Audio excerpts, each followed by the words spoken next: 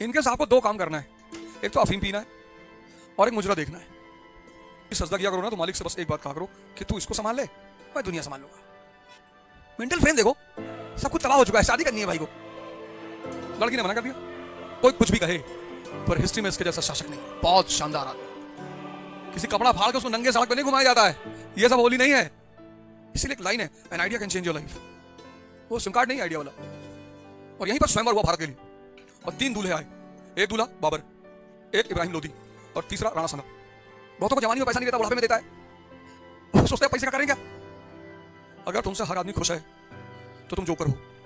राणा संगा में उत्तेजना बहुत है, मार डालेंगे फाड़ डालेंगे, पर सिर्फ उत्तेजना से काम नहीं चलता। बाबर के पास ऑड बहुत ज्यादा है, पर वो आदमी बहुत बैलेंस है। और इज्जत सबको चाहिए, विनोद को भी चाहिए, बनराकस को भी चाहिए, और सचिव जी को भी चाहिए। विनोद भी आईएएस बनने वाला जो लड़का बना, उसमें से कोई भी नॉनसेंस बातें नहीं की, और जितने लोगों ने नॉनसेंस बातें की उसमें किसी का सिलेक्शन नहीं हुआ। और इसी समय डेक्कन में एक आदमी पैदा हुआ, छत्रपति शिवाजी, विजनरी।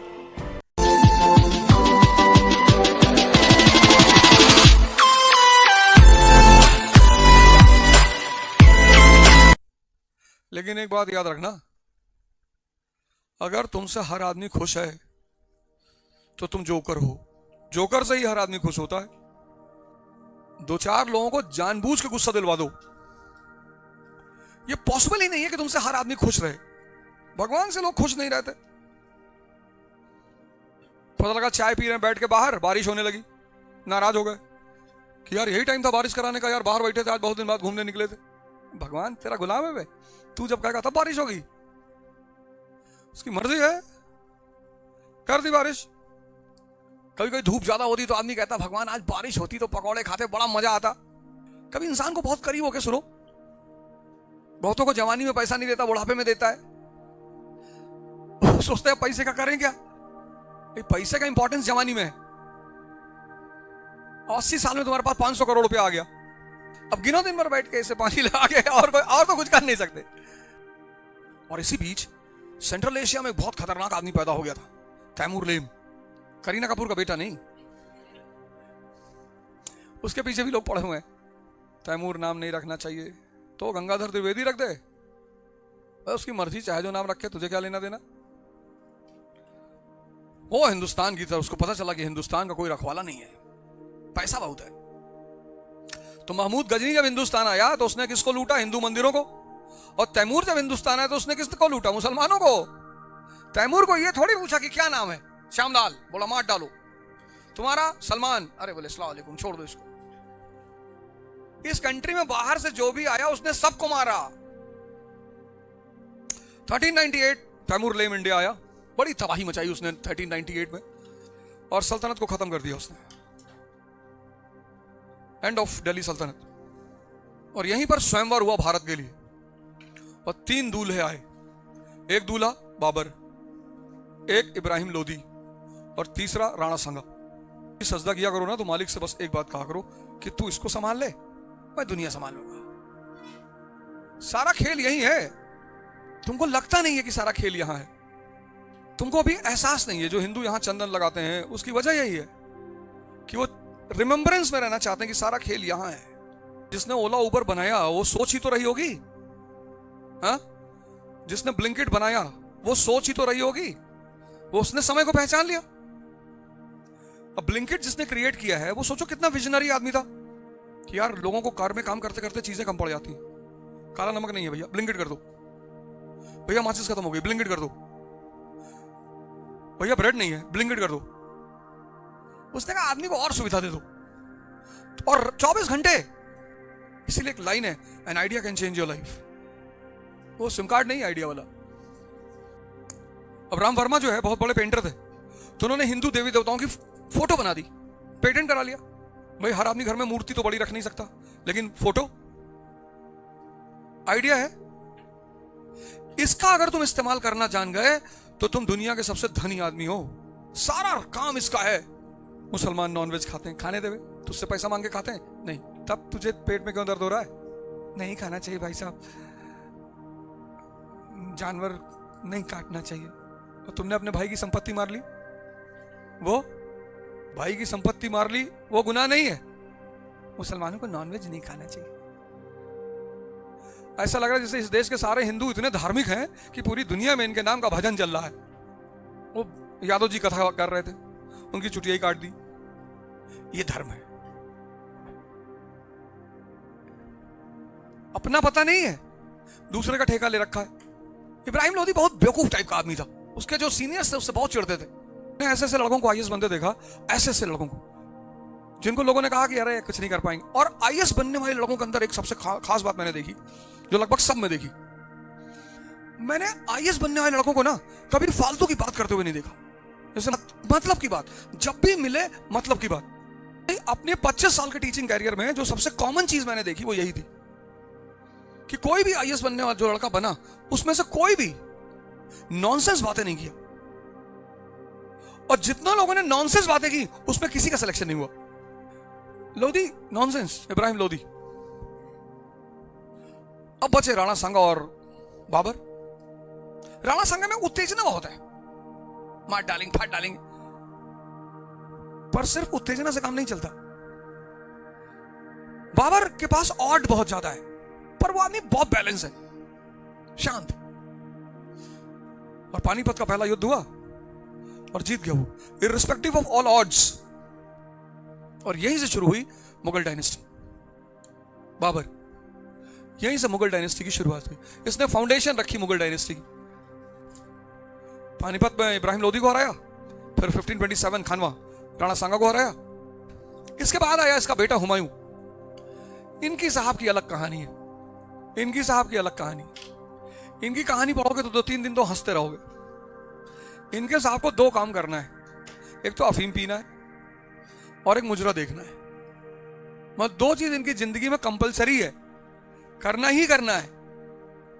आदमी बहुत डेयरिंग है, लड़ना जानता है, सारी बातें, बेवकूफ भी नहीं है।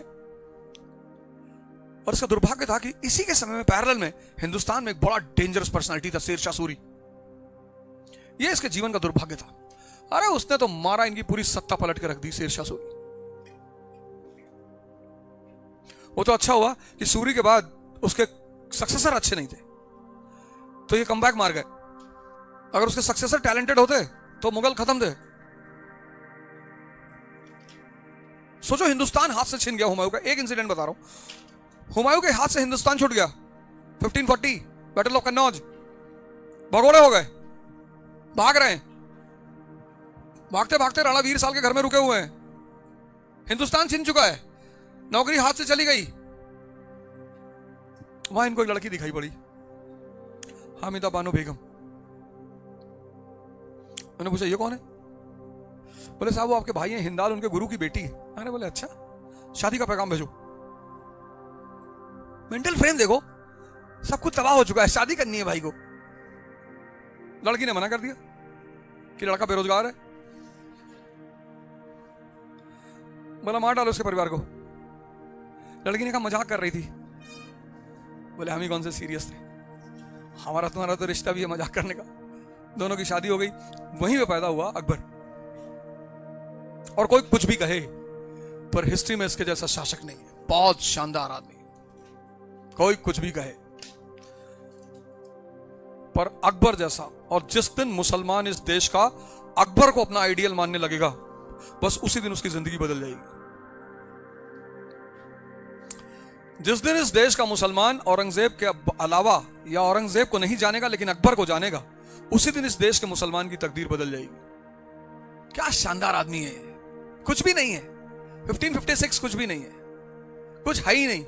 और 1556 to 1605 50 साल इसने सब कुछ बनाया है। सबसे पहला काम किया, टैलेंटेड लोगों को अपने साथ रखा, इररिस्पेक्टिव ऑफ रिलीजन। वो नवरत्न जो है, नवरत्न जो उसके हैं, वो इररिस्पेक्टिव ऑफ रिलीजन कहता मुझे योग्य आदमी चाहिए, और सुनता है। ऐसा नहीं कि नहीं सुनता, सुनता है, ध्यान देता है। भाई जो भी दिल्ली की गद्दी पे बैठेगा उसको गुजरात जाना है, और दिल्ली और गुजरात के बीच में राजस्थान, और राजस्थान मतलब वॉर, टरेन ऐसी है। जो दिल्ली की गद्दी पे बैठेगा वो गुजरात जाएगा, क्योंकि Gujarat is connected to central Asia, Gujarat is connected to Iran, west Asia. तुम्हारा सारा ट्रेड गुजरात से चलेगा। तो दिल्ली में जो भी बैठेगा उसको गुजरात पर आना है, और दिल्ली और गुजरात के बीच में राजस्थान, जैसलमेर, राजपूतों का इलाका। उनको लड़ने में मजा आता है, राजपूतों को। जैसे मराठों को आता है लड़ने में मजा, ऐसे उनको भी आता है। उनकी टेरेन ऐसी है, डेजर्ट। और राजपूतों ने सबको परेशान किया, अकबर को भी किया। अकबर ने कहा यार ये राजपूतों को क्या चाहिए यार? बोले साहब इज्जत चाहिए। कहा दे तो बोरे में भर के। इज्जत कौन सी कमोडिटी है? कुछ चीजें जिसको देने में पैसा ही लगता, उसमें से एक चीज इज्जत है। और इज्जत सबको चाहिए, विनोद को भी चाहिए, बनराकस को भी चाहिए, और सचिव जी को भी चाहिए। विनोद को कुछ ज्यादा ही चाहिए कि साला बड़ा आदमी बनता है, कभी चाय पानी हम लोगों से नहीं पूछता है। कैसे बड़े आदमी? विधायक के घर जाके विनोद को सेंसिटिव, विनोद सेंसिटिव आदमी है। पूरा पंचायत सीजन 4 उसी के नाम पे है। अरे बोला दे दो राजपूतों को इज्जत, और क्या चाहिए? बोले साहब इनको लड़ना है। अरे बोले तो बड़ी अच्छी बात, राजपूतों की पोस्टिंग कर दी अफगानिस्तान में। अब अफगानी को भी लड़ना है, राजपूतों को भी लड़ना है, दोनों लड़ रहे हैं। अकबर, अनारकली का डांस चल रहा है, इसको बोलते हैं दिमाग। अपने दुश्मन को अपना दोस्त बनाकर उसको इस्तेमाल करना, अपने दुश्मन को अपना दोस्त बनाकर उसका इस्तेमाल करना अपने इंटरेस्ट के लिए। इससे बड़ा भी कोई दिमाग हो सकता है? औरंगजेब अपने दोस्त को अपना दुश्मन बनाकर अपनी तबाही करवाना। जिस दिन मुसलमान इस आदमी को पढ़ लेंगे, मस्त आदमी, होली खेलता है, कहता है यार रंग भी तो अल्लाह ने बनाए हैं। मौलाना को बुलाया जरा, मौलाना बनाया, हुजूर रंग नहीं खेल सकते। कहा क्यों? कहां लिखा है? कुरान में लिखा है? नहीं वहां तो नहीं लिखा है। हदीस में? कहा नहीं। शरिया में? हाँ। तब कैसे कह रहे हो नहीं खेलना चाहिए? नहीं सरकार वो रंग अल्लाह ने बनाए। जी बनाए तो हैं। जब कहीं लिखा ही नहीं है और उसी ने बनाए हैं, तो हल्का सा रंग लग भी गया तो क्या दिक्कत है? और इतना बढ़िया है। अब तो बहुत सारे हिंदू भी नहीं खेलते रंग। वो वाला होली का त्योहार गोबर का त्योहार नहीं है। गोबर मार रहे हो, बुरा ना मानो होली, हम तो मानेंगे बुरा। होली सिर्फ गुलाल से खेली जाती है बस, और फूलों से, पेंट से नहीं खेली जाती। किसी कपड़ा फाड़ के उसको नंगे सड़क पे नहीं घुमाया जाता है। ये सब होली नहीं है। फिर उसको समझ में आया कि भारत तो यार यूनिटी इन डाइवर्सिटी का देश है, तो इसने एक नया काम किया, दीन इलाही, सूफिज्म को प्रमोट किया इसने। बोले साहब हिंदू दुर्गा जी की मूर्ति निकालते? बोला हाँ निकालने दो, और निकालो भाई, हमारा ईमान मजबूत है, कोई कुछ भी निकाले, हमें क्या लेना देना। जिसको शराब नहीं पीनी है उस शराब की फैक्ट्री में मैनेजर भी तो हो सकता है। ऐसा थोड़ी कि शराब नहीं पीनी तो शराब का दुकान नहीं चाहिए। बहुत लोग सिगरेट की फैक्ट्री में काम करते हैं, नहीं पीते। बहुत लोग आर्मी में हैं, नॉनवेज नहीं खाते। यही तो तुम्हारी इंटरनल स्ट्रेंथ है। इसको तो पढ़ना चाहिए हमेशा। वो गवर्नमेंट ऑफ इंडिया ने एजुकेशन पैटर्न से मुगलों को निकाल दिया है, और कर ही क्या सकते हैं। अकबर को पढ़ना चाहिए सबको। काबिल आदमी, बहुत काबिल आदमी। मतलब औरंगजेब की तो एज अ रूलर तारीफ नहीं की जा सकती, बेईमानी हो जाएगी फिर वो। लेकिन इस आदमी की तो तारीफ, 50 साल में एम्पायर खड़ा करना, पूरे इंडियन सब कॉन्टिनेंट पे कब्जा करना आसान है। यहां एक प्रधानी का चुनाव जीतने में हालत खराब है। योग्यता है इसके अंदर, उसमें कोई दो राय नहीं। इसके बाद गद्दी पे बैठा जहांगीर, वो तो बेचारा सिर्फ बैठा ही रहा, बस बैठ गया, गाड़ी चलती रही, उसने कोई डिस्टर्बेंस नहीं पैदा किया। शराब पीने का शौकीन था, सुबह 5 बजे शुरू हो जाता था, सोडा वोडा बोतल वोतल लेके बैठे हैं सब। इसकी वाइफ बड़ी काबिल थी, नूरजहां। हिस्ट्री में उसका बड़ा हाथ है, मतलब हिस्ट्री में उसका बड़ी चर्चा है नूरजहां की। कहता भी यही है कि मैंने हिंदुस्तान का ताज एक टुकड़ा गोश्त और एक प्याली शराब की बदले नूरजहां को दे दिया है। फिर आया शाहजहां। इनको भाई साहब को शौक था रियल एस्टेट का। ये रियल एस्टेट का आदमी है, जमीन खरीदो मकान बनवाओ। इतना मकान बनवा डाला कि फाइनेंशियल क्राइसिस हो गई, उसी में अकाल पड़ गया, पैसा कम हो गया। पैसा कम हो गया तो भाई पैसा कम पड़ेगा तो किसी से तो मांगोगे। वो वहीं रिवोल्ट शुरू हो गया। यही वो आदमी है जहां से मुगल एम्पायर में दिक्कत पैदा हुई, फाइनेंशियल क्राइसिस। इसी आदमी ने फाइनेंशियल क्राइसिस क्रिएट की। जाटों से पैसा मांग लिया, मराठों से मांग लिया। ये सब किसी को पैसा देते हैं? ये सब लेने वाली कौम है। ये पैसा देती होती नहीं किसी को। तो जब जबरदस्ती मांग लिया तो झगड़ा शुरू हो गया। और इसी समय डेक्कन में एक आदमी पैदा हुआ, छत्रपति शिवाजी, विजनरी। मराठे मुगलों की आर्मी में भी थे, मराठे बीजापुर और गोलकुंडा की आर्मी में भी थे। दोनों लड़ते थे, मरते थे मराठा। फायदा या तो मुगलों का होता था या बीजापुर गोलकुंडा को होता था। शिवाजी ने कहा जब हमें ही मरना है तो हम अपना स्टेट बनाएंगे, मराठा स्वराज। क्या कॉन्सेप्ट दिया उस आदमी ने, मराठा स्वराज, कि जब फाइनली हमें ही लड़ना है दोनों तरफ से और हमें ही मरना है। जब हमें ही लड़ना है और हमें ही मरना है तो हम इनके लिए क्यों लड़े मरे, हम अपने लिए लड़ेंगे मरेंगे। And he came out with the concept of Maratha Swaraj. इसीलिए वो आदमी मराठा हिस्ट्री में भगवान है। He is a man who has given identity to Marathas, political identity. 1656 उसी वक्त आ गया गद्दी पे औरंगजेब। और ये आदमी मेहनती बहुत है, मेहनत करता है, ईमानदार है, ये सब इसकी क्वालिटी है। पर हमें क्या लेना देना, हमें तो उसको राजा के रूप में देखना है। डेक्कन में बैठने की क्या जरूरत थी? भाई शिवाजी मिलने गए आगरा 1666। उस वक्त अगर अकबर रहा होता गले लगा लेता छत्रपति शिवाजी को। क्या कर्नाटका चाहिए, टेक योर कर्नाटका, यू।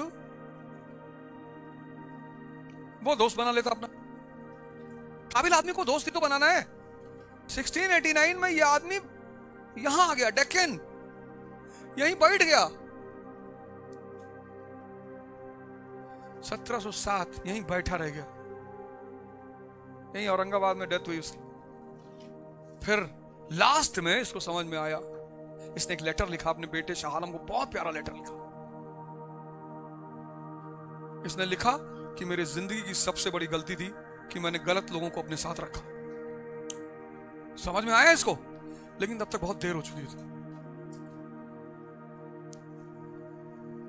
ईमानदार है, उसमें कोई दो राय नहीं है, मेहनती है, इसमें कोई दो राय नहीं है। पर तुम राजा हो यार हिंदुस्तान के। इस आदमी के पास कॉमन सेंस नहीं है। ये आदमी अगर टीचर होता तो ठीक होता, लड़कों को मार पीट के पढ़ाता बस। पर ऐसा रूलर, ही लैक्स कॉमन सेंस, है ही नहीं। सोचो इस आदमी के पास कुछ भी नहीं है, उसने बनाया है। इस आदमी के पास सब कुछ है। भाई जब तुम किसी को मानते हो तो उसे कुछ पॉजिटिव क्वालिटी की वजह से तो मानते हो ना।